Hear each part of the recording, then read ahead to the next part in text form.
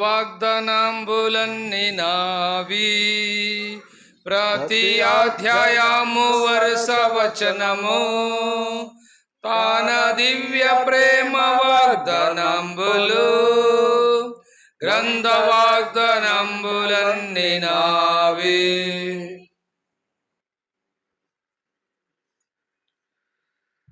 మనము చాలా ముఖ్యమైనటువంటి సమయానికి మనం వచ్చినాము. చాలాసేపు నుంచి మనం దేనికోసం ఎదురు చూస్తూ ఉన్నాము. అవునా? అదేదో తొందరగా ఇస్తే మేము పోతాము, అది ఇవ్వకోకుండా మమ్మల్ని అది ఇవ్వకుండా మమ్మల్ని సరే, వాగ్దానాల గురించి కొన్ని విషయాలు మనం ధ్యానం చేసుకుందాం. ఎవరు మాట్లాడద్దు, ఎవరు దయచేసి మాట్లాడద్దు. యెహోషువ గ్రంథము 1వ అధ్యాయము 9వ వచనం చదువుదాం అందరము. యెహోషువ గ్రంథం 1వ అధ్యాయము 9వ వచనం అందరం కలిసి మనము చదువుదాం. అందరూ కూడా బైబిల్ తెరవండి.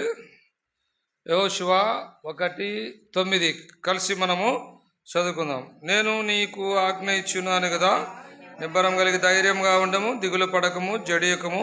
నీవు నడుచు మార్గం అంతట్లో నీ దేవుడైన యెహోవా నీకు తోడై ఉండును. ద్వితీయోపదేశ కాండము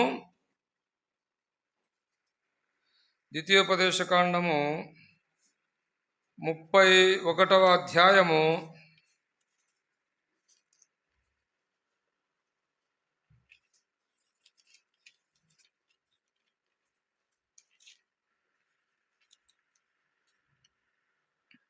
31:8 నీ ముందర నడుచువాడు యెహోవా, ఆయన నీకు తోడయుండును, ఆయన నిన్ను విడువడు, నిన్ను ఎడబాయడు. భయపడకము, విస్మయం పొందకమని ఇశ్రాయేలు అందరూ అతనితో చెప్పాను. చివరిగా చూద్దాం రండి. ప్రకటన గ్రంథము 7వ అధ్యాయము 17వ వచనం. ప్రకటన గ్రంథము 7వ అధ్యాయము 17వ వచనం కలిసి మనం చదువుకుందాం. ఏలైనగా సింహాసనం మధ్య నుండి గొర్రెపిల్ల వారికి కాపరి, జీవజలముల బుగ్గలెదుకు వారిని నడిపించును. దేవుడే వారి కన్నుల నుండి ప్రతి బాష్ప బిందువును తుడిచివేయును. ప్రభు సాయం కొరకు మనం ప్రార్థన చేసుకుందాం. అందరూ కూడా మోకరించండి.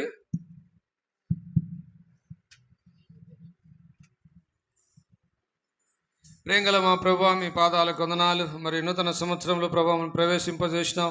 దేవా, మీ పాదాలకు వందనాలు, స్తుతులు, స్తోత్రములు. ఇంతవరకు యోగ్యంగా ప్రభా మనం పరీక్షించుకొని మీ యొక్క బలలో పాలు పొందడానికి మీ కృపను మాకు అనుగ్రహించినందులకై మీకు ఎంతో వందనాలు, స్తుతులు, స్తోత్రం చెల్లించుకుంటున్నాం. ప్రభా, మరి మమ్మల్ని ఎంతగానో ప్రేమించిన దేవుడవై సంవత్సరమైన దయాకిరీటం ధరింపజేసి నూతన సంవత్సరంలో ప్రవేశింపజేసినావు. దేవా, నీకు వందనాలు.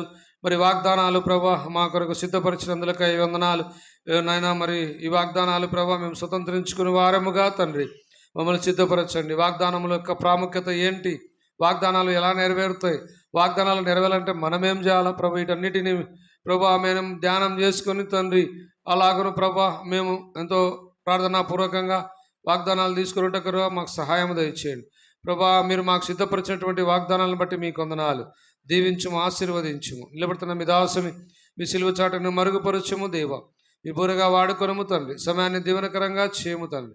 శత్రుకార్యాలను కూడా లయపరచుము నాయన. మీకే మహిమ ఘనత ప్రభావములు ఆరోపిస్తూ యేసు ప్రభు నామమున స్తుతించి ప్రార్థించి అడిగి వేడుకుంటున్నాం మా తండ్రి, ఆమెన్.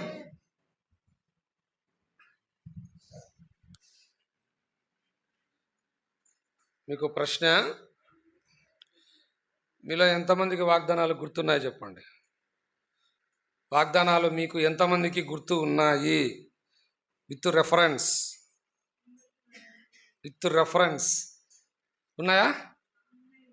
గుడ్, వెరీ గుడ్ కదా. వాగ్దానం తీసుకోవడమే కాదు, దాన్ని మనం ఏం చేయాలా? గుర్తుపెట్టుకోవాలి కదా. సరే, అసలు వాగ్దానం అంటే ఏంది చెప్తారా ఎవరైనా? ఇంకా వాగ్దానము అనగా ఏమిటి? Okay, but what do you mean by promise? వాగ్దానం అంటే, వాగ్దానము అంటే ప్రామిస్. ఏంది వాగ్దానం అంటే? ప్రామిస్. ప్రామిస్ అంటే మాట ఇవ్వడం. ఇంకా ఎస్, దట్స్ గుడ్. ప్రమాణము కదా. మా అమ్మ తోడు ప్రమాణం చేస్తానని చెప్తారు కదా. ఆయన బతుకుతాదో సచ్చాదో తర్వాత ముందు నేను ఇంచు తప్పించుకోవాలని కదా. కాబట్టి ఎక్కువ ఆ మాట వాడుతూ ఉంటారు. కనుక ఈ ప్రమాణము అనేటటువంటిది ఎవరితో చేస్తారు? ఎవరితో చేస్తారు?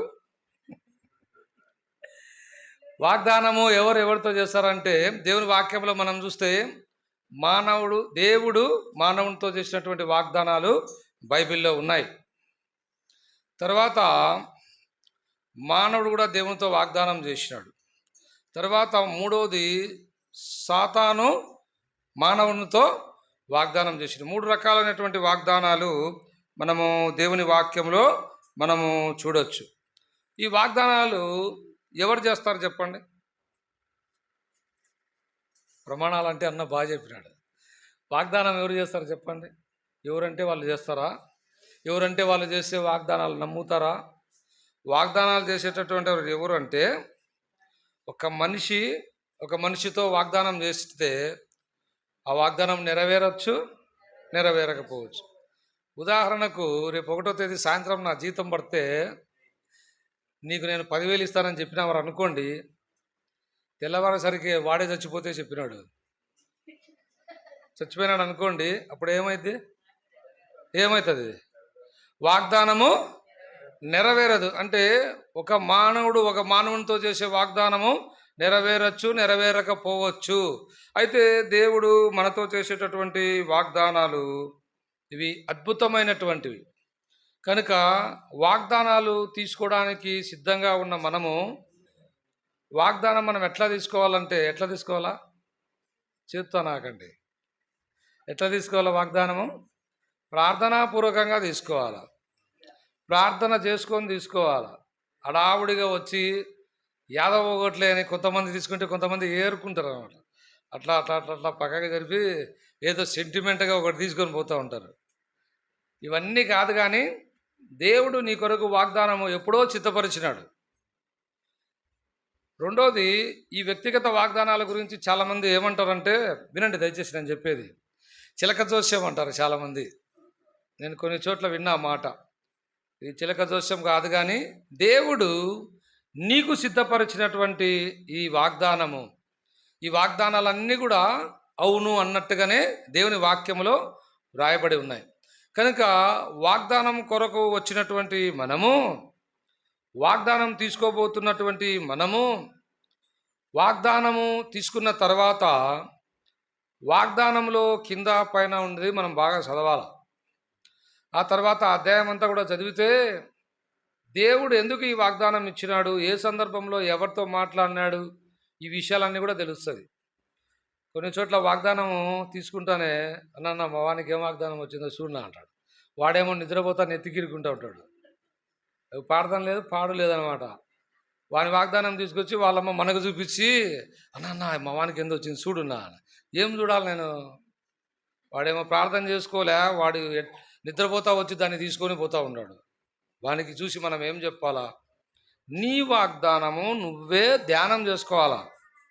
నీ వాగ్దానము నువ్వే బాగా చదువుకుంటే దేవుడు తప్పకుండా మాట్లాడతాడు. ఒకవేళ బైబిల్ చదివేది రాకపోతే వచ్చి చెప్పించుకోవచ్చు, దాంట్లో తప్పు లేదు. కానీ అన్నీ తెలిసినా కూడా వాగ్దానము వేరే వాళ్ళకి ఇచ్చి చెప్పించుకుంటాం. ఇంకో మాట ప్రాముఖ్యమైనది నేను చెప్తాను. ఈ యొక్క మంత్ ఎండింగ్లో దైవ సేవకులు మన ఇంటికాడికి వస్తూ ఉంటారు. నేను కూడా ఒకసారి దైవ సేవకునితో పాటు పోయినాను. పోతే ఒక ఇంటికి పోయినాడు దైవ సేవకుడు. అమ్మ నీ వాగ్దానం ఏంది అంటే, వాళ్ళ అమ్మాయిని అరుస్తూ ఉంది. నువ్వు ఒక చోట పెట్టమంటే ఒక చోట పెడతావు, ఈ వాగ్దానము ఈయన వచ్చినాడు అడగడానికి, అది ఏడుందో కనపడలేదు, ఎదిగిపో తొందరగా అంటుంది. ఎదిగిపో తొందరగా అంటా ఉంది. అప్పుడు ఆ బిడ్డ, నేను ఈయనే పెట్టినా మమ్మీ, అది ఏమైందో నాకు తెలియదు అంటాను. మొత్తానికి వాగ్దానము పోయింది. ఇట్లా ఉండకూడదు. అది దేవుని వాగ్దానం అంటే దేవుని మాట, వాక్యమే దేవుడై ఉండనని దేవుని వాక్యంలో రాయబడింది. కనుక వాగ్దానము దేవుని వాక్యంగా మనము దాన్ని స్వీకరించాలి. దేవుని మాటగా దాన్ని మనము స్వీకరించాలి. చాలాసార్లు దేవుని వాక్యం అంటే నిర్లక్ష్యంగా ఉంటాం కదా. దేవుని వాక్యం అంటే చాలా నిర్లక్ష్యం. బైబిల్ తలాపన పెట్టుకొని పండుకుంటూ ఉంటారు. బైబిల్ తల దగ్గర పట్టుకొని నీ తలకుండే నూనె ఎంత ఏమవుతుంది, బైబిల్కి అయితే ఉంటుంది. ఇంకా కొన్నిసార్లు బైబిల్ మీద మనం దుడుచుకునే ఖర్చు పెడతా ఉంటాం కదా. ఇంకా చాలాసార్లు బైబిల్ మీద రకరకాలు పెడతా ఉంటారు. రకరకాలు ఉండే చోట తీసుకొని బైబిల్ని పెడతా ఉంటారు. దేవుని వాక్యము చాలా పరిశుద్ధమైనది. దేవుని వాక్యం చాలా పవిత్రమైనటువంటిది. దీన్ని మనము పవిత్రంగానే మనము దీన్ని భావించాలి. దేవుని వాక్యము దాదాపుగా 900 సంవత్సరాలు ఆర్సిఎం వాళ్ళు దేవుని వాక్యం బయటికి రాకుండా తొక్కి పెట్టినారంట. ఆ దినాల్లో చర్చికంతటికి కలిసి ఒక్క బైబిలే ఉండేదంట. వినండి నేను చెప్పేది జాగ్రత్తగా. ఆదివారం రోజు సేవకుడు వస్తాడు, ఆ బైబిల్ తెరుస్తాడు, కొన్ని మాటలు చదువుతాడు. ఆ తర్వాత ఆ బైబిల్ క్లోజ్ చేసి ఆ బైబిల్ను గొలుసులతో కట్టేవాళ్ళంట. అంటే ఎవ్వరు కూడా తెరిచి చదవకోకుండా. ఇది బైబిల్ పాతకాలంలో. అయితే ప్రభు కృప, దేవుడు ఎంత గొప్ప దేవుడు అంటే ప్రతి ఒక్కరి చేతిలో ఇప్పుడు ఏముంది, పాట పాడినాం కదా, గ్రంథ వాగ్దానములన్నీ నావి. ప్రతి ఒక్కరి చేతిలో దేవుడు బైబిల్ ఇచ్చినట్టు. నిజంగా దేవుడు ఎంత గొప్పవాడంటే దేవుని వాక్యాన్ని మనకు అనుగ్రహించినాడు. దేవుని వాగ్దానాలను దేవుడు మనకు అనుగ్రహించినాడు. దేవుని వాక్యంలో చూస్తే దాదాపుగా 8860 వాగ్దానాల కంటే ఎక్కువ ఉన్నాయి. ఇవన్నీ కూడా దేవుడు చేసినటువంటి వాగ్దానం. ఒక వాగ్దానం గురించి కొన్ని విషయాలు చెప్తాను నేను. అంటే what is the power of promise. వాగ్దానం యొక్క శక్తి ఎలాంటిదో మనం చూద్దాం. నోవాహుతో దేవుడు జలప్రలయం 40 దినాలు జలప్రలయం తర్వాత ఆ ఓడ అరారతు పర్వతం మీద నిలబడినప్పుడు అక్కడ నోవాహు ఒక బలిపీఠం కట్టి దేవునికి బలి అర్పిస్తాడు. ఆ సందర్భంలో దేవుడు ఆ పరలోకం నుండి దిగి వచ్చి నోవాహుతో వాగ్దానం చేస్తాడు కదా. ఏం వాగ్దానం చేస్తాడు? ఇక ఎప్పటికీ భూమి మీద జలప్రలయము రానియనని వాగ్దానం చేస్తూ ఆ ఆకాశంలో రెయిన్బో ఇంద్రధనస్సును గుర్తుగా ఉంచుతాడు. ఇప్పుడు కూడా ఎప్పుడైనా వర్షం అన్నప్పుడు మనకు రెయిన్బో కనబడుతుంది. ఏంటి తెలుసా? అది దేవుడు మానవునితో చేసిన నిబంధన. అది కనుక వాగ్దానము మనతో. ఇంకో ప్రాముఖ్యమైన మాట, దేవుని వాక్యములో వాక్యమును ఎవరికి ఇచ్చినాడు దేవుడు చెప్పండి? ఎవరికి ఇచ్చినాడు? వాక్యమును యాకోబుకి ఇచ్చినాడు. ఎవరు యాకోబు? ఇజ్రాయెల్. దేవుని ప్రజలైనటువంటి వారు దేవుని దృష్టిలో ఎవరు అంటే ఇశ్రాయేలీయులు. యాకోబుకు దేవుడు వాక్యం ఇచ్చినాడు, వాగ్దానం ఇచ్చినాడు. అయితే మనమెవరము? మనము చెప్పండి, పరజనులం, అన్యులం, ఇశ్రాయేలుతో సహపౌరులం కాదు. మనకు దేవుని వాగ్దాన నిబంధన మనకు లేదు. అయితే ప్రేమ కలిగినటువంటి దేవుడు నూతన నిబంధనలో నీ కొరకు నా కొరకు ఆయన ఈ లోకానికి దిగి వచ్చుటను బట్టి నిన్ను నన్ను కూడా పరిశుద్ధమైనటువంటి జనం, మనందరికీ తెలుసు 1 పేతురు 2వ అధ్యాయంలో మాట ఉంది, పరిశుద్ధమైనటువంటి జనం అంటా ఉన్నాడు కదా. రాజులైన యాజక సమూహము, ఏర్పరచబడినటువంటి వంశం. This is our name. ఇది దేవుడు మనకు పెట్టినటువంటి పేరు. కనుక ఇప్పుడు మనం ఎంత పాపులమైన, ఎంత దౌర్భాగ్యులమైన, ఎంత పనికిమాల వారమైనా దేవుడు మన కొరకు ఏం సిద్ధపరిచినాడు చెప్పండి? వాగ్దానాలు సిద్ధపరిచినాడు. కనుక కొంతమంది టెన్షన్ పడుతూ ఉంటారు, నాకు ఏం వాగ్దానం వస్తుందో ఏమో, ఏం వాగ్దానం వస్తుందో ఏమో. ఒకసారి ఒక యవనస్తురాలు వాగ్దానం తీసుకుంది. వినండి నేను చెప్పేది, ఇవన్నీ ప్రాక్టికల్గా మా అనుభవంలో మేము చూసినట్టు మీతో పంచుకుంటా ఉన్నాం. వాగ్దానం యొక్క విలువ తెలియకుండా వాగ్దానం తీసుకోకూడదు. దానివల్ల నో యూజ్. ముందు మనం వాగ్దానం విలువను ఎరిగిన వారంగా మనం ఉండాలి. ఆ యంగ్ గర్ల్ ఏం చేసిందంటే వచ్చి వాగ్దానం తీసుకుంటే ఆ అమ్మాయికి వచ్చింది, my grace is sufficient for you అని వచ్చింది. నా కృప నీకు ఏంది ఇదేం బాగలేదు, ఇది ఇది ఏం బాగలేదు, నాకొద్దు ఇది అని చెప్పేసి దాన్ని బైబిల్ వెనక పెట్టుకొని మళ్ళీ రెండో లైన్ వచ్చింది. మళ్ళీ రెండో లైన్ వచ్చి రెండో లైన్లో తీసుకుంటే మళ్ళీ అదే వచ్చింది. My grace is sufficient for you, నా కృప నీకు చాలు. అరే ఇదేంది ఇది ఇటు వచ్చింది అని చెప్పి అందరూ అయిపోయిన తర్వాత చర్చి అందరు ఇళ్ళకి పోయేటప్పుడు ఇప్పుడు తీసుకుంటా నాకు మంచిది వస్తుంది, అప్పుడైతే సరిగా లేదని చెప్పి మూడోసారి వచ్చి తీసుకుంటే మూడోసారి కూడా అప్పుడు ఆమె ఏమనుకుంది, ఈ చర్చిలు అన్నీ ఇయ్యే పెట్టారు, ఈ మందిరంలో అన్నీ ఇయ్యే పెట్టినారు, బహుశా అందరికి కూడా ఇదే వచ్చిందేమో అనుకుందా. సరే ఇది ఈ చర్చి బాగలేదు, ఇక్కడ ఉండే వాగ్దానాలు కూడా బాగలేవని తెల్లవారితే ఇంకో చర్చికి పోయింది. ఇంకొక చర్చికి పోయి అక్కడ వాగ్దానం తీసుకుంటే సేమ్ టు సేమ్ అదే వచ్చింది. నా కృప నీకు చాలును. దిక్కుదలే అమ్మాయికి నా దగ్గరికి వచ్చింది, నా ప్రకాష్ అన్న ఇది నాకు అర్థం కాలేదు. అప్పుడు నేను రెఫరెన్స్లన్నీ తీసి అమ్మాయికి చూపించినామా, దేవుని ఉద్దేశం ఈ విధంగా ఉంది, వీటిని నువ్వు నెరవేరుస్తే దేవుడు తప్పకుండా నీ జీవితంలో దీన్ని తప్పకుండా నెరవేరుస్తాడు. మన జీవితంలో కూడా వాగ్దానం తీసుకుంటాము, దాని షరతులు నెరవేర్చడానికి మనం ఇష్టపడం. వాగ్దానం తీసుకున్నావు మంచిదే, బాగా వెనకాల పేరు రాసుకున్నావు ఇంకా మంచిది, సంవత్సరం రాసుకున్నావు ఇంకా మంచిది, బైబిల్ తీసి రెఫరెన్స్ ఉండే చోట కూడా పెట్టుకున్నావు ఇంకా మంచిది, రోజు చదువుతూ ఉండవు చాలా మంచిది. అయితే ఆ పైన ఉన్నటువంటి షరతులు, ప్రతి వాగ్దానం కూడా షరతులతో కూడి ఉంటుంది కదా. నీకు 10వ తరగతిలో మంచి మార్కులు వస్తాయి అని గట్టిగా చెప్పి నువ్వు బాగా చదివితే అని చిన్నగా చెప్తే ఏంది దాని అర్థము? ఏంది? నువ్వు బాగా చదివితే నీకు మంచి మార్కులు వస్తాయి, బాగా చదవకుంటే చెప్పండి రావు. కనుక వాగ్దానాలు కూడా అంతే. వాగ్దానం అనేది బైబిల్ అంతా చాలా ఉన్నాయి, అవన్నీ నువ్వు చదువుకోలేవని చెప్పి ఒక వాగ్దానము ఇదే వాగ్దానం కాదు, ప్రతి దినం కూడా దేవుడు నీకు ఒక వాగ్దానము సిద్ధపరిచినాడు. అది నీకు ఎట్లా తెలుస్తుంది అంటే అనుదినం దేవుని వాక్యం చదవటం ద్వారా. ఇంకో మాట మీకు అర్థమయ్యేదానికి చెప్తాను. కొన్నిసార్లు వాగ్దానాలు మనకు అర్థం కావు, ఇదేందో నాకు వచ్చింది, ఇదేందో నాకు వచ్చింది అర్థం కాదు మనకు. అది తెరిచి బైబిల్ తెరిచి ఆ అధ్యాయం అంతా చదవాలి. ఒకసారి అర్థం కాదు, 2 సార్లు 3 సార్లు 10 సార్లు చదవాలా. ఎన్నిసార్లు? 10 సార్లు చదివితే నీకు కన్క్లూజన్కి వస్తావు. దేవుని వాక్యం అర్థం చేసుకోవడం అంత ఈజీ కాదు, మన జీవితకాలం సరిపోదు. పెద్ద పెద్ద దైవజనులే దేవుని వాక్యము అర్థం చేసుకోలేకపోయినామని చెప్పినారు. బైబిల్ వాళ్ళ జీవితకాలంలో 20 సార్లు 30 సార్లు చదివిన వాళ్ళకు కూడా దాని ఆంతర్యం అర్థం కాలే, ఊరికట్ట తిప్పే మనకేం అర్థమవుతుంది కదా. సరే, ఈ వాగ్దానాలు షరతులతో కూడినటువంటివి.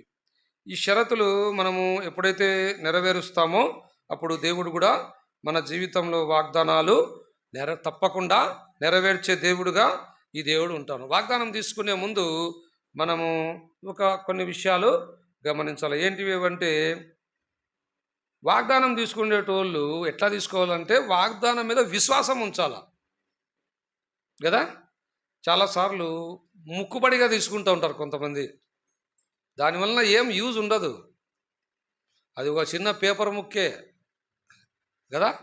కనుక ఈ వాగ్దానము దేవుని మాట, ఈ వాగ్దానము దేవుడు నా కొరకు సిద్ధపరిచింది అని గ్రహింపు కలిగి ప్రార్థనాపూర్వకంగా ఎప్పుడైతే మనం వాగ్దానం తీసుకుంటామో వాగ్దానము మన జీవితంలో తప్పకుండా దేవుడు నెరవేరుస్తాడు. రెండో ప్రాముఖ్యమైనటువంటి అంశము, వాగ్దానము తీసుకున్నటువంటి నేను ఈ వాగ్దానం కింద షరతులు నెరవేర్చడానికి నేను సిద్ధంగా ఉన్నా. ఒక మాట చెప్తాను, ఈరోజు దేవుడు నాకు ఏ వాగ్దానం ఇచ్చినా సరే ఆ వాగ్దానం కింద ఉండే షరతులు నేను ఖచ్చితంగా నెరవేరుస్తాను అని ఒక గట్టి తీర్మానం చేసుకొని నువ్వు వాగ్దానం తీసుకో. దేవుడు అద్భుతంగా నీ జీవితంలో దాన్ని నెరవేర్చే దేవుడుగా ఉంటా ఉన్నాడు. కనుక మొట్టమొదటిది మనము విశ్వాసం ఉంచాలా. రెండోది, అది ఖచ్చితంగా నా జీవితంలో నెరవేరుతుంది, దాని కొరకు నేను షరతులు నెరవేరుస్తానని ఒక నిబంధన మనం చేసుకొని వాగ్దానం తీసుకుంటే దేవుడు తప్పకుండా మన జీవితంలో నెరవేరుస్తాడు. మూడో ప్రాముఖ్యమైనది, ఇది చాలా ఇంపార్టెంట్. ప్రార్థన చేసుకొని వాగ్దానం తీసుకోవాలా. వాగ్దానం అంటే ఏదో వచ్చి దెబ్బ తీసుకొని పోవడం కాదు. కొంతమంది అయితే ఇట్ట చెరిపి ఒకటి తీసుకొని పోతారు. నేను చూసిన చాలా చోట్ల పరిచర్య. అది కాదు, ప్రార్థన చేసుకో. ప్రభువా, నా జీవితంలో నువ్వు ఎలాంటి వాగ్దానం నువ్వు సిద్ధపరిచినావు, నువ్వు సిద్ధపరిచిన వాగ్దానం నేను అంగీకరిస్తాను. కొన్నిసార్లు కొంతమంది ప్రార్థన చేసుకొని వస్తాను. అన్న ప్రకాష్ అన్న, 10 ఏళ్ళ నుంచి నేను ప్రార్థన చేసుకుంటానన్నా, నాకు ఆశీర్వాద వాగ్దానం అని 1 సంవత్సరం కూడా రాలేన్నా. ఏందన్నా అన్ని ఇట్లాంటివన్నీ వస్తుందా? ఏందన్నా యా చర్చికి పోవాలన్నా, నేను ఎవరిని అడగాలన్నా? చూడు, ఇటువంటి వ్యక్తులు కూడా ఉన్నారు కదా. ఆశీర్వాదము నీ జీవితంలో రావాలంటే, ఇప్పుడు మనం బిర్యానీ తినాలనుకోండి, ఊరికైనా కూర్చుంటే బిర్యానీ వస్తుందా? దానికి నానా తంటాలు పడాలా, మార్కెట్ పోయి కూరగాయలు తేవాలా, దాన్ని తరగాల, దాన్ని బాగా నూనెలో కరెక్ట్గా వేయాలా, కొంచెం ఎక్కువ వేసి తక్కువ వేసే కూడా నువ్వు తినలేవు. ఇంత ప్రాసెస్ చేస్తే అప్పుడు బిర్యానీ బాగుందని తింటాం. నీ వాగ్దానం నెరవేరాలంటే నీవు ఏం చేయకోకుండా ఊరిగా తీసుకుంటానే దేవుడు ఎట్లా నెరవేరుస్తాడు? అది జరగదు. రెండోది, ఆశీర్వాద వాగ్దానము దేవుని చిత్తంలో ఉంటే 100% నువ్వెక్కడున్నా కూడా నీ దగ్గరికి అది వస్తుంది. కొంతమందికి సేవ గురించి వస్తుంది. ఇది చాలా మందికి ఇష్టం ఉండదు. ఏంది ఎప్పుడు సేవ. ఆశీర్వాదం ఏమంటే ఏమొచ్చింది? సేవ. కొంతమందికి పరిచర్య గురించి వాగ్దానం వస్తుంది, కొంతమంది సువార్త గురించి వాగ్దానం వస్తుంది, కొంతమంది ధైర్యంగా నిలబడమని వాగ్దానం వస్తుంది. ఇవన్నీ కూడా మన జీవితంలో దేవుని యొక్క ఏర్పాటు, దేవుని యొక్క చిత్తం. ఏదేమైనా కూడా వాగ్దానం మనము మూడవదిగా ప్రార్థన పూర్వకంగా మనము తీసుకోవాలి. నాలుగవది, చివరిది, ప్రాముఖ్యమైనది, వీఆర్ వెయిటింగ్ ఫర్ రిజల్ట్. వాగ్దానం కొరకు మనం ఎదురు చూడాలి, వాగ్దానం కొరకు మనం వేచి ఉండాలి. చాలాసార్లు వాగ్దానం తీసుకున్న వెంటనే నెరవేరాలని మనం కోరుకుంటాం కదా. దేవుని వాక్యంలో యేసు ప్రభును కొంతమందిని ఎట్లా స్వస్థపరిచినాడు? ఆ నాయిని విధవాళ్ళ కుమారుని దగ్గరికి పోయి పాడ ముట్టగానే లేచి కూర్చుండి మాట్లాడసాగినాడు. ఒక గుడ్డివాన్ని ఏమన్నాడు యేసు ప్రభు? కళ్ళకు బురద పూసి కోనేట్లోకి పోయి, ఎంత పెద్ద ప్రాసెస్ కదా, చాలా టైం పడుతుంది. దేవుని చిత్తం అన్నమాట. కొంతమందిని కొన్ని విధాలుగా దేవుడు తీసుకొని వస్తాడు. కొన్ని విధానాలలో దేవుడు వారి జీవితంలో దేవుడు ఆశీర్వదించేవాడుగా ఉన్నాడు. నా జీవితంలో కూడా దేవుడు ఒక స్టెప్ బై స్టెప్ ఒక అంతస్తు నుంచి ఇంకొక అంతస్తుకు తీసుకుపోతూ దేవుడు మనల్ని ఆశీర్వదించాలని ఎప్పుడు కూడా కోరుతూ ఉంటాడు. కనుక మనము వాగ్దానం కొరకు మనము కనిపెట్టే వారంగా మనము ఉండాలి. ఎబ్రీయులకు రాసిన పత్రిక 10వ అధ్యాయం 23వ వచనం చదవండి త్వరగా.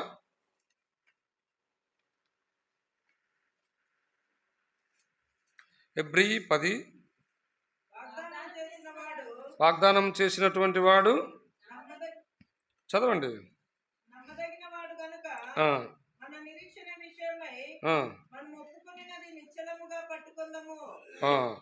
కనుక వాగ్దానం చేసినటువంటి దేవుడు ఎలాంటి దేవుడు అంట? నమ్మదగినటువంటి దేవుడుగా ఈ దేవుడు ఉంటా ఉన్నాడు. సరే, వాగ్దానాలు ఎన్ని రకాలు? ఇవన్నీ మనం తెలుసుకోవాలి.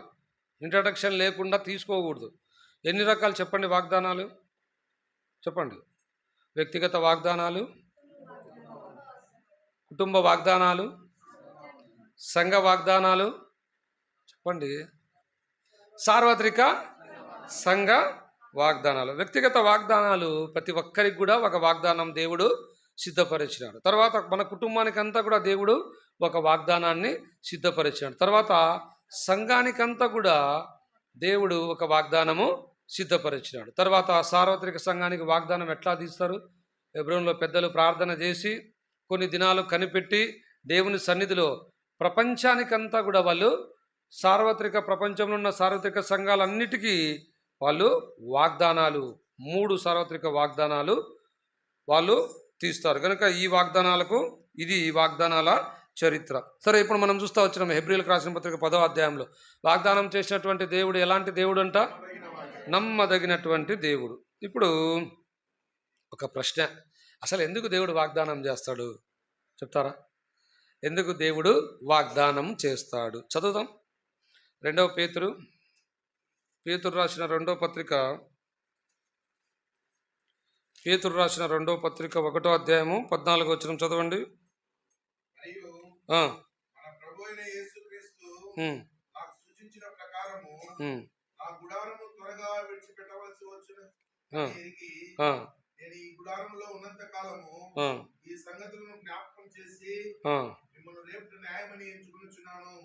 ఇక్కడ మనం చూసినట్లయితే దేవుని వాక్య ప్రకారంగా దేవుడు ఎందుకు వాగ్దానం చేస్తాడు అంటే, మన జీవిత యాత్రలో దుష్టత్వం నుంచి మనం మల్లుకోవాలి, దేవుని వైపు మనము తిరగాలి, దేవునితో మనం సంబంధం కలిగి ఉండాలి, దేవునితో సహవాసం కలిగి ఉండాలా కదా.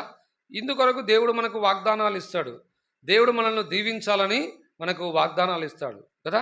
ఎవరండి మనతో వాగ్దానం చేసేది? ఎంత దౌర్భాగ్యులతో ఎవరైనా వాగ్దానం చేస్తారా? ఎవ్వరు చేరి ప్రపంచం.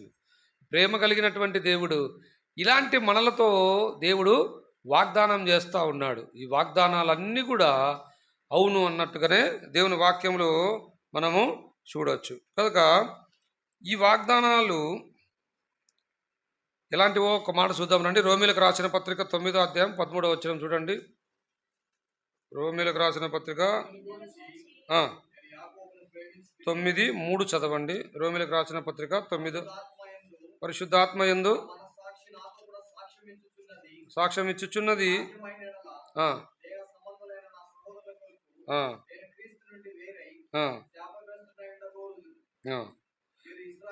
ఇక్కడ మనం చూస్తే క్రీస్తు నుంచి వేరైన వారికి వాగ్దానాలు కాదు, క్రీస్తులో ఉన్నటువంటి వారికి ఈ వాగ్దానాలు చెందుతాయి.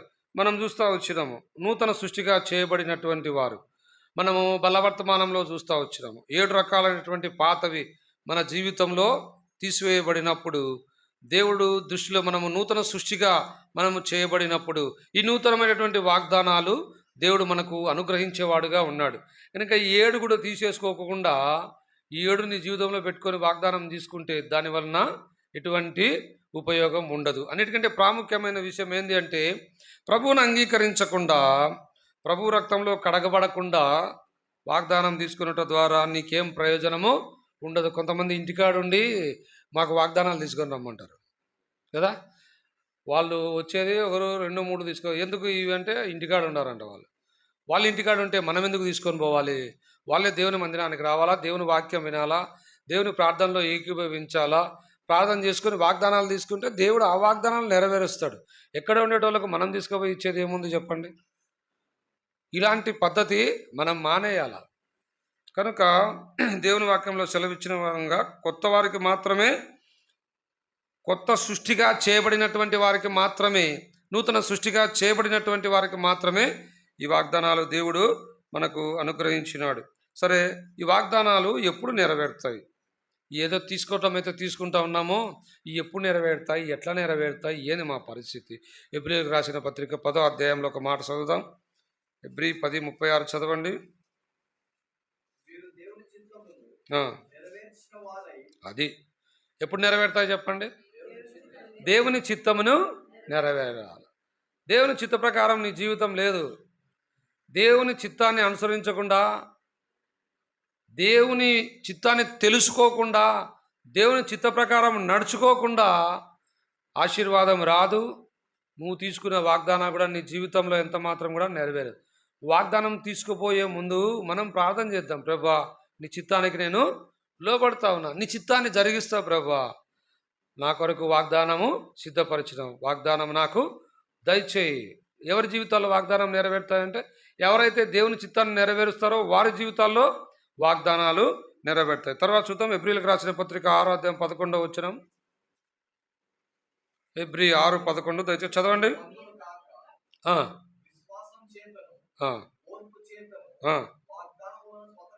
ఎస్, ఎవరి జీవితాల్లో వాగ్దానం నెరవేరుతారు చెప్పండి? విశ్వాసం ఉంచినటువంటి వారి జీవితాల్లో మాత్రమే వాగ్దానాలు నెరవేరుతుంది. విశ్వాసం ఎట్లా వస్తుంది చెప్పండి? వినుట వలన విశ్వాసం కలుగును, వినుట క్రీస్తును గూర్చిన మాట వలన కలుగును. వినాలా? ఏం వినాలా? క్రీస్తుని గురించినటువంటి మాట. దేవుని మాట విని, దేవుని మాటను అంగీకరించి, దేవుని మాట నీ హృదయంలో భద్రం చేసుకొని, దేవుని మాట ప్రకారం నువ్వు ఎప్పుడైతే జీవిస్తావో అప్పుడు నీ జీవితంలో వాగ్దానము నెరవేర్చబడతాయి. కనుక ఈ గ్రహింపు కలిగి మనము వాగ్దానము తీసుకోవాలని దేవుని వాక్యం ద్వారా దేవుడు మనతో మాట్లాడుతూ ఉన్నాడు. తర్వాత మనం చూద్దాము యోహాను సువార్త 14:2 దయచేసి చదవండి. కలవు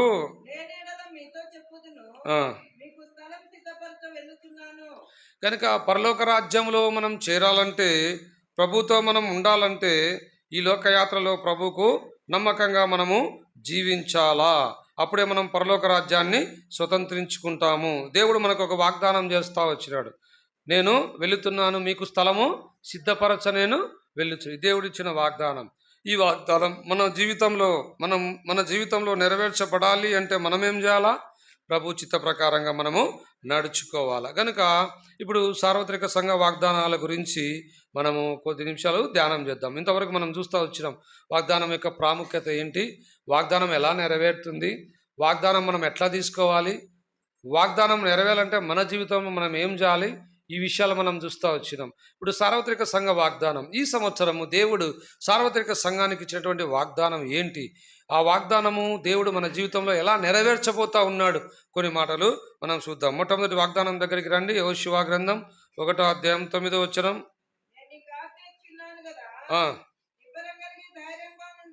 నిబ్బరం కలిగి ధైర్యంగా ఉండుము.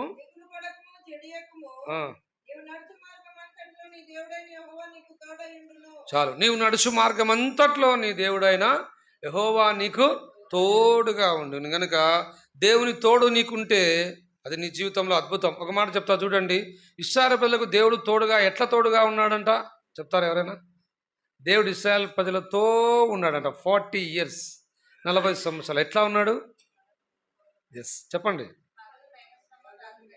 పగటిలో మేఘస్తంభము, రాత్రి అగ్నిస్తంభంలో ఉండి వారికి ఎలాంటి హాని కలగకుండా ఆ 40 సంవత్సరాలు దేవుడు వారికి తోడుగా ఉన్నాడు. నా జీవిత యాత్రలో కూడా దేవుడు మనకు తోడుగా ఉండాలని ఇష్టపడుతూ ఉన్నాడు.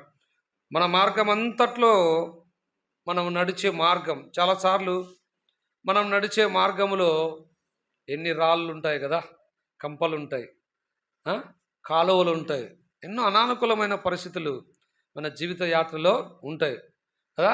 రాళ్ళు, కంపలు, కాలువ అంటే కష్టాలు. మనం నడుచు మార్గం అంతట్లో ఇవన్నీ చాలా ఉంటాయి. ఇశ్రాయేలు ప్రజలు కూడా ఐగుప్తు దాటిన తర్వాత వారి జీవితంలో ఏం ఎదురైంది? ఎర్ర సముద్రం ఎదురైంది. వాళ్ళు ఒక్క అడుగు కూడా ముందుకు వేయలేకపోయినారు. ఒక్క అడుగు కూడా వాళ్ళు ముందుకు వేయలేరు. ఎందుకు?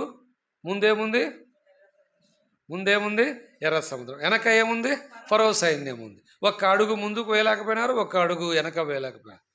2026వ సంవత్సరంలో అలాంటి బ్రతుకు నీకు ఉండకూడదు.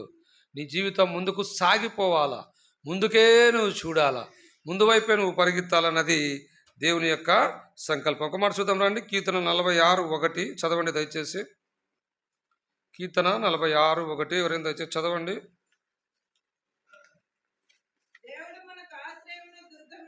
దేవుడు మనకు ఆశ్రయమును దుర్గమునై ఉన్నాడు. ఆపత్కాలంలో నమ్ముకొనదగిన సహాయకుడు. మనకు ఆపత్కాలం వచ్చిందనుకో, మన కష్టకాలంలో ఎప్పుడు కూడా నమ్ముకొనదగిన సహాయకుడు ఆయన ఒక్కడే. కనుక సార్వత్రిక సంఘ వాగ్దానం అద్భుతమైనటువంటి వాగ్దానం. ఆయన నువ్వు నడుచు మార్గం అంతట్లో కూడా నీకు తోడైనడు. ఇంకో మాట చూద్దాం రండి. 91వ కీర్తన 1-2 దయచేసి చదవండి.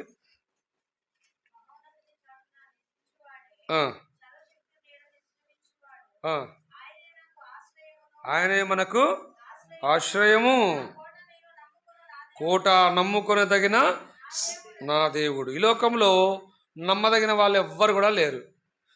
ఆ సామెత గ్రంథంలో మనం చూస్తే స్నేహితుడు కూడా నమ్మదగిన వాడు కాదంట. నీ స్నేహితుడు కూడా నమ్మదగిన వాడు కాదు. ఈ లోకంలో ఎవ్వరు నమ్మదగిన వాళ్ళు కాదు. దేవుని వాక్యంలో రాయబడింది, రాజులను నమ్ముకున్నట కంటే యెహోవాను ఆశ్రయించుట మేలు. కనుక నా జీవిత యాత్రలో నువ్వెవరిని నమ్ముకోవాల్సిన అవసరం లేదు.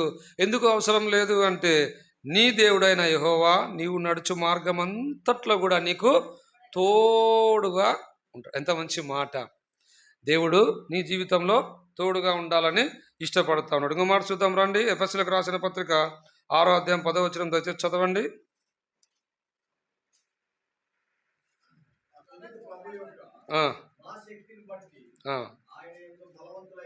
అది మన జీవిత యాత్రలో మనం ఎప్పుడు కూడా బలవంతులుగా ఉండాలన్నది దేవుని యొక్క సంకల్పం. సాతాను మనల్ని కృంగజేస్తూ ఉంటుంది, చాలాసార్లు నిరుత్సాహపడతా ఉంటుంది, చాలాసార్లు ముందుకు సాగలేక అక్కడే నిలబడిపోయిన జీవితాలు ఎన్నో ఉన్నాయి 2025 సంవత్సరంలో.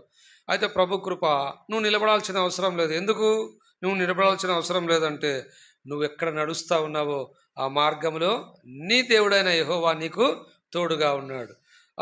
అలాగే మనం చూస్తే యెషయా-గ్రంథం 42వ అధ్యాయంలో ఒక మాట ఉంది, చదవండి. యెషయా-గ్రంథం 45:2 చదవండి. నేను నీకు ముందుగా పోవచ్చు, మెట్టగానున్న స్థలములను ఏం చేస్తాడంట? సరళం చేస్తాడు. నీ జీవిత యాత్రలో నీకెప్పుడు నీకంటే ముందుగా ఉండి నీ త్రోవను సరళం చేయడానికి దేవుడు నీకు తోడుగా ఉన్నాడు. ఆయన హస్తం కూడా ఎప్పుడు కూడా ఆయన తోడుగా ఉన్నాడు. దేవుని వాక్యంలో ఒక మాట ఉంది, నా అరచేతుల మీదనే చెక్కిన, ఆయన అరచేతుల మీద చెక్కినాడు. దేవుని వాక్యంలో ఒక చోట రాయబడింది, గద్ద తన పిల్లలను ఏ విధంగా రెక్క మీద మోసుకొని పోతుందో దేవుడు మనల్ని కూడా అట్లనే మోసుకొని పోతాడంట. ఆ పక్షి ఏం చేస్తుందంటే, ఆ గుడ్డు పెట్టిన తర్వాత ఆ గుడ్డులో నుంచి ఆ పిల్ల బయటకు వచ్చిన తర్వాత కొద్ది రోజుల తర్వాత ఆ గూడు చెరిపేస్తుంది. ఆ గూడు చెరిపేసినప్పుడు ఆ పిల్లలన్నీ భయంతో కింద పడిపోతాయి. ఆ కింద పడిపోకముందే ఆ తల్లి పక్షి ఏం చేస్తుందంటే, ఆ రెక్కలు చాచి ఆ పిల్లలు కరెక్ట్గా రెక్కల మీద పడేటట్లు తాను నిలబడుతుంది. అలాగూ వాటన్నింటిని రెక్కల మీద ఎక్కించుకొని పైకి పోయేసి మళ్ళీ అక్కడ వాటిని వదిలేసి మళ్ళీ కిందికి వచ్చి పట్టుకుంటాయి. ఎంతవరకు తెలుసా? అవి చక్కగా ఎగిరే వరకు ఈ విధంగా ఎక్సర్సైజ్ వాటికి చేపిస్తుంది. ఒకరోజు ఆ పక్షులు సొంతంగా వెంతకవి ఎగిరిపోతాయి. నా జీవిత యాత్రలో కూడా దేవుడు మన జీవితంలో కూడా మనం నడుచు మార్గం అంతట్లో కూడా మన ప్రయాణంలో మన జీవిత యాత్రలో అన్నిట్లో కూడా దేవుడు మనకు తోడుగా ఉంది. దేవుని వాక్యంలో ఒక మాట ఉంది, పర్వతములు తొలగిపోయినను మెట్టలు తత్తరిల్లును నా కృప నిన్ను ఎప్పుడు కూడా విడిచిపోదు. నీ మార్గం అంతట్లో కూడా దేవుడు నడవాలని ఇష్టపడతా ఉన్నాడు. రెండో వాగ్దానం చూద్దాం. ద్వితీయోపదేశకాండం 31:8 దయచేసి చదవండి. ద్వితీయోపదేశకాండము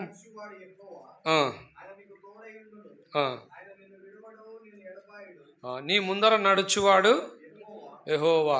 నీ ముందర దేవుడే నడుస్తూ ఉన్నాడు అనుకో, నీ మార్గం ఎట్లుంటుందంట? పూల పాన్పే. నీ మార్గం ఎట్లుంటుందంటే చక్కగా ఉంటుంది. ఒకరి ఎదుట సరైన మార్గము గలదు, ఆ మార్గము తుదకు ఎక్కడికి నడిపిస్తుంది? నీ మార్గం సరైనది కాదు. దేవుని వాక్యంలో రాయబడింది, మానవుని మార్గాల గురించి అద్భుతమైనటువంటి మాటలు రాయబడి. మానవుని మార్గము వంకర మార్గాలంట. ఎలాంటి మార్గాలు చెప్పండి? వంకర టింకర మార్గాలు. మన మార్గంలో మనం ప్రయాణం చేసే గమ్యస్థానం మనం చేరుకోలేము. అయితే మన ముందర మన దేవుడైన యెహోవా ఉన్నాడు అనుకోండి, వీఆర్ సేఫ్. మనము క్షేమంగా చేరుతాం. ఒక్క సందర్భం చెప్తా, అందరు జాగ్రత్తగా వినండి. నేను త్వరగా ముగిస్తాను, జాగ్రత్తగా వినండి. కొంతమంది అమ్మాయిలు టూరు పోవాలనుకున్నారు. ఎక్కడ పోవాలనుకున్నారు? టూరు పోవాలనుకున్నారు.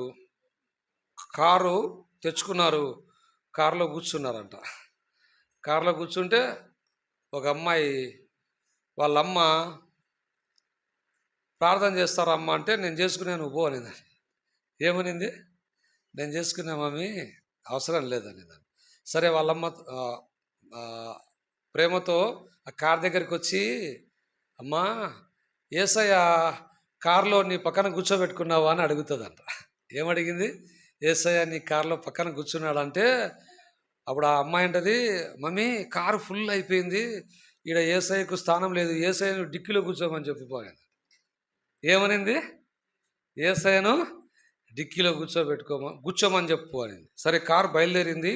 యవనస్తులు కాబట్టి మంచి స్పీడ్లో పోతూ ఉన్నారు. ఎదురుగా ట్రక్ వచ్చింది, గుద్దింది. కారులో ఉండే 5 మంది తలకాయలు పగిలిపోయినాయి, 5 మంది చచ్చిపోయినారు. కదా, 5 మంది చచ్చిపోయినారు. వెనకాల డిక్కీ ఓపెన్ చేస్తే డిక్కీలో కోడిగుడ్లు ఉన్నాయంట, ఒక గుడ్డు కూడా బాగలేదంట. ఎందుకు? డిక్కీలో ఎవరున్నారు? యేసయ్య ఉన్నాడు. ఆ యేసయ్య డిక్కీలో ఉండే యేసయ్య నీ పక్కన ఉంటే ఖచ్చితంగా నువ్వు బతికేవాడివి. ఇది అద్భుతమైంది. నా జీవితంలో ఒక అనుభవం చెప్తా చూడండి. ఒకసారి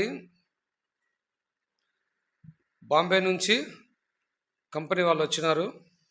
ఒక ఆయన నాతో ఉన్నాడు, రీజనల్ సేల్స్ మేనేజర్. ఆయన నేను కలిసి రాజంపేట విజిటింగ్ పోయినాము. అయిపోయిన తర్వాత మేము బస్ కోసం వెయిట్ చేస్తూ ఉంటే ఆయన కార్ రిపేర్ వచ్చింది, అందుకని బస్ ఎక్కాలని చెప్పి బస్ స్టాండ్కి పోయినాం. వినండి జాగ్రత్తగా. బస్ స్టాండ్కి పోయి బస్ కోసం నిలబడి ఉన్నాం. బస్సు రావడం ఆలస్యమైంది. ఒక కారు వచ్చి మా ముందు నిలబడింది. సార్ 2 సీట్లు ఖాళీ ఉన్నాయి, మేము పోతున్నాం, మీరు కూడా కూర్చోండి అన్నారు. ఎన్ని సీట్లు ఖాళీ ఉన్నాయంట? 2 ఉన్నాయి సార్, మీరు కూడా కూర్చోండి. నేనేం చేశానంటే, ఆ కారులో వద్దులే సార్, కొద్దిసేపు ఉంటే జమ్మలమడుగు బస్సు వస్తుంది, మనము ఇబ్బంది లేకుండా కడప పోవచ్చు అని చెప్పాను. ఆయన ఉండి అదేంది కారులో పోతే బాగుంటుంది కదా, బస్సు ఎందుకు అన్నాడు. వద్దు సార్, కారులో మనం ఇప్పటికైతే వద్దు, మనం బస్సులో పోదామన్నా. సరే, కారు ముందెళ్ళిపోయింది. కారు పోతేనే బస్సు వచ్చేసింది. బస్సులో మేము ఎక్కి కూర్చున్నాం. అంతే, కొద్దిగా ఘాట్ సెక్షన్ అట్లా కొంచెం దాటుతానే ఆ కారు యాక్సిడెంట్ అయిపోయింది. దాంట్లో ఉండే 4 చచ్చిపోయినారు. డ్రైవర్తో సహా 4 చచ్చిపోయినారు. స్పాట్ డెడ్, కదులుతూ ఉన్నారు వాళ్ళు, రక్తపు మడుగులు పొర్లి ఉన్నారు. వాళ్ళని చూసి నా కళ్ళలో నీళ్ళు ఆగలే. ప్రభా, నువ్వెంత గొప్ప దేవుడు, ఎందుకు నీ ఎడల దేవుడు సంకల్పం కలిగిన. సరే, నా మాట అట్ట పక్కన పెడితే రీజనల్ మేనేజర్ నన్ను గడుచుకొని గట్టిగా ఏడ్చినాడు. అరే, నువ్వు చెప్పకపోతే ఈ 4 నేను కూడా, దేవుడు మన ముందర రాకపోతే, దేవుడు మనతో లేకపోతే మన జీవితంలో మనం గమ్యం చేరుకోలేము. నీ సొంత ఆలోచనలు, సొంత ప్రయత్నాలు, నీ ఓన్ విల్ నీకెప్పుడు కూడా పనిచేయదు. కనుక దేవుడు నీ ముందర నడిస్తే నీకెంతో ఆశీర్వాదం. కొన్ని వాక్యం చూద్దాం రండి. యెహోషువ 1:5 చదవండి. నీవు బ్రతుకు దినములన్నిటిను. అబ్బా, ఎంతవరకు చెప్పండి? ఎంతవరకు? నీవు బ్రతికి ఉన్నంత వరకు ఏ మనుష్యుడు కూడా నీ ఎదుట నిలవలేడు. ఏం ఆశీర్వాదం అండి! దేవుడు నీ ముందర నడిస్తే, దేవుడు నీ ముందర ఉంటే ఏ మనుష్యుడు కూడా నీకు ఏ హాని కూడా చేయలేడు. ఇంకో మాట చూద్దాం రండి. మత్తయి సువార్త 28:20 చదవండి. మత్తయి సువార్త 28:20 త్వరగా చదవండి.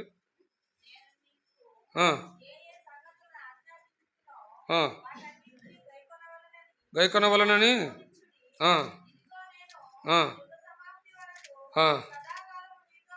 అబ్బా, ఎంతవరకు అండి? అక్కడ చూస్తే బతికినంత కాలం అంటా ఉన్నాడు, ఇక్కడ చూస్తే సదాకాలము దేవుడు నీ ముందర నీతో కూడా ఉండాలని ఇష్టపడుతూ ఉన్నాడు. కనుక ఇది వండర్ఫుల్ ప్రామిస్, అద్భుతమైనటువంటి వాగ్దానం ఇది. ఈ వాగ్దానం దేవుడు మనకు అనుగ్రహించినాడు. మన ముందర నడవాలని దేవుడు కోరుతూ ఉన్నాడు, మనతో ఉండాలని దేవుడు కోరుతూ ఉన్నాడు. కనుక ఆయన మన ముందర నడుస్తూ మెట్టగానున్న స్థలములను సరళం చేసుకుంటూ పోతాడు. కాబట్టి నీవు నేను భయపడాల్సిన అవసరము ఎంత మాత్రం కూడా లేదు. చివరిగా ఇదొక్కటి చూసుకొని మనము వర్తమానం ముగించుకుందాం రండి. కీర్తనలు క్షమించండి, ప్రకటన గ్రంథం 7వ అధ్యాయం 17వ వచనం త్వరగా చదవండి.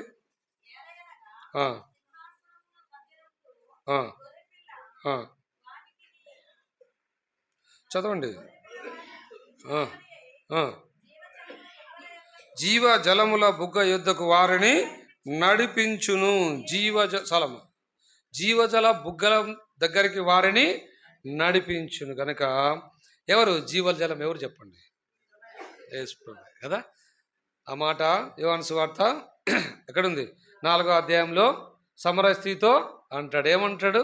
నేనిచ్చు నీళ్లు తాగవాడు ఎప్పుడు కూడా దప్పికొనడు. కనుక దీని అర్థం ఏంటంటే నీ జీవితానికి తృప్తినిచ్చేవాడు యేసు ప్రభు. సాటిస్ఫాక్షన్. ఈ లోకంలో చూడండి, ఎంత డబ్బులు సంపాదించినా మానవుని జీవితంలో తృప్తి లేదు, మానవుని జీవితంలో సాటిస్ఫాక్షన్ లేదు. అయితే ఏం లేకపోయినా సరే యేసుప్రభు నీ ముందర ఉన్నాడు కాబట్టి, యేసుప్రభు నీతో ఉన్నాడు కాబట్టి, యేసుప్రభు నిన్ను జీవ జలముల బుగ్గల యొద్దకు ఆయనే నడిపిస్తాడు. దీని అర్థం ఏంటంటే జీవజలము నీకు ఇవ్వాలని ఇష్టపడతా ఉన్నాడు, జీవాహారము నీకు ఇవ్వాలని ఇష్టపడతా ఉన్నాడు. జీవజల బుగ్గలు ఎప్పుడు కూడా ఊరుతూ ఉంటాయంట. ఊరుతా ఉండే బుగ్గల దగ్గరికి దేవుడు నిన్ను నన్ను తీసుకొని వెళ్ళాలని దేవుడు ఇష్టపడతా ఉన్నాడు. ఒక మాట చదువుదాం రండి. యోహాను సువార్త 7వ అధ్యాయము 38, 39 చదవండి దయచేసి.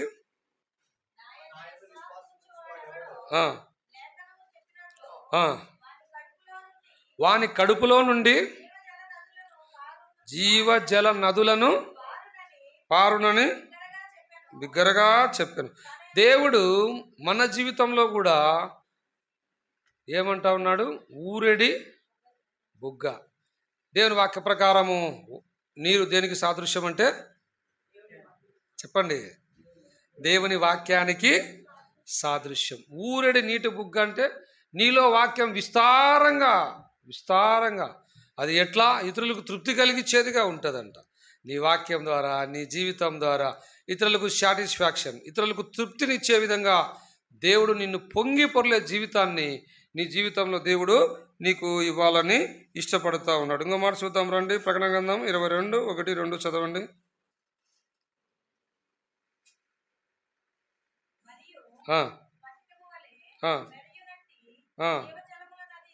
జీవ జలముల నది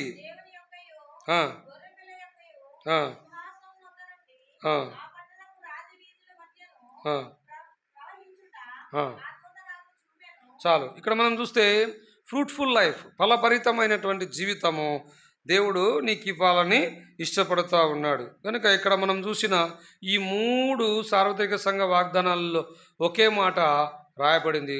మొట్టమొదటిది దేవుడైన యెహోవా, తర్వాత రెండోదిగా యెహోవా, మూడోది గొర్రెపిల్ల యేసుక్రీస్తు ప్రభుల వారికి సాదృశ్యం. కనుక నీ జీవిత యాత్రలో అన్ని విధానాలలో కూడా దేవుడు నిన్ను దీవించాలా, దేవుడు నిన్ను ఆశీర్వదించాలన్నది దేవుని యొక్క సంకల్పం. కనుక నీవు నడిచే మార్గం అంతట్లో దేవుడు నీకు తోడుగా ఉంటాడు. అంతేకాకుండా నీ ముందర ఆయన నడుస్తాడు. నీ జీవిత యాత్రలో జీవజల నదుల దగ్గరికి, ఆ యొక్క నీటి బుగ్గల దగ్గరికి దేవుడు నిన్ను నడిపించాలని ఇష్టపడుతూ ఉన్నాడు. కనుక ఈ సార్వత్రిక సంఘ వాగ్దానాన్ని దేవుడు మన జీవితంలో నెరవేర్చునుగాక.